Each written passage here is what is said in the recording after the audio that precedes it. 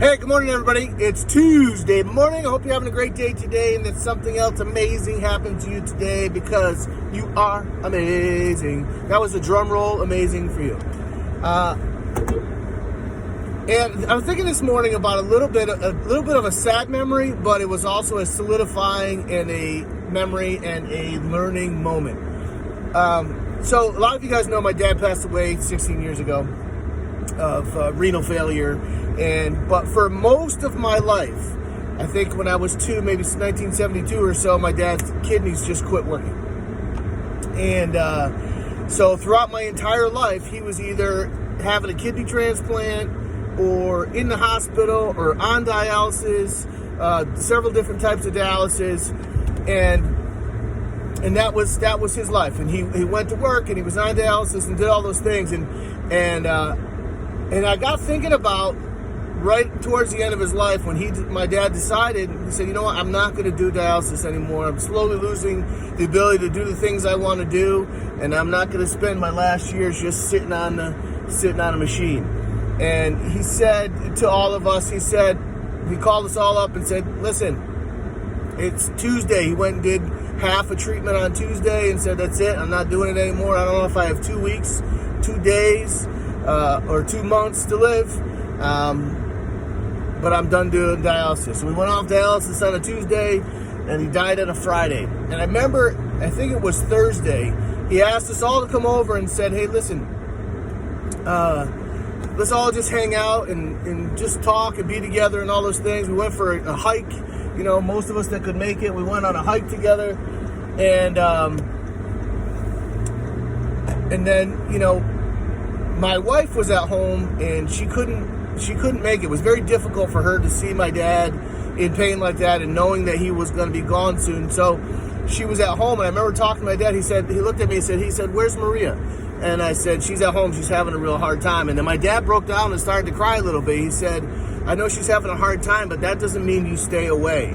And what he was trying to say is, like, I wanted to see her. He wanted to see her. He wanted to be there with her, to be there with him. And so I called her. I said, hey, Dad, really wants to see you. And she came over, and then, the rest went on. And I got thinking about that dynamic because, my dad spent 20 plus years on dialysis, and I went to see him on dialysis, and I went to see him when he was in the hospital, but not nearly enough. And it never registered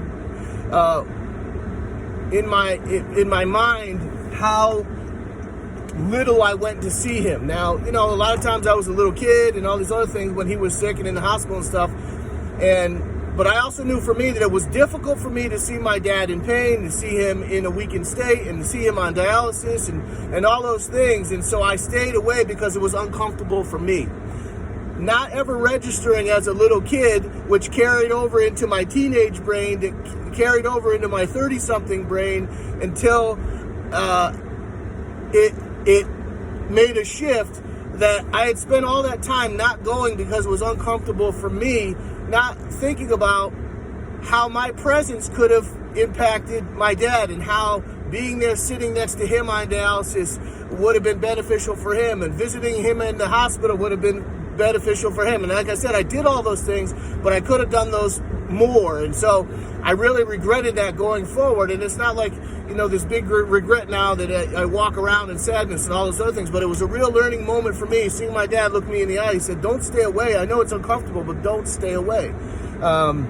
And I want to encourage you, there's maybe different things in your life that are uncomfortable for you. Maybe it's somebody in your life that's ill, or somebody in your life that's in the hospital, or on their last few breaths, or someone who's a drug addict, or whatever it is in your life that's difficult for you. Realize that your presence may be the difference maker for them, and then just sitting next to them and holding their hand or talking to them and helping them pass the time while they sit for 4.5 hours on dialysis, it would be super beneficial for them. So I want to encourage you to wade through the uncomfortableness and be with them because it benefits them. So always trying as much as you can to think about that, and you'll be able to add value, and I'll tell you from experience, you'll be able to live with less regret of saying, hey, I'm glad I was there. I'm glad I was pressing in and being a part of those things in the lives of those people as I went. So I hope that helps you. I hope that experience, encourages you. Just because it's difficult, don't stay away.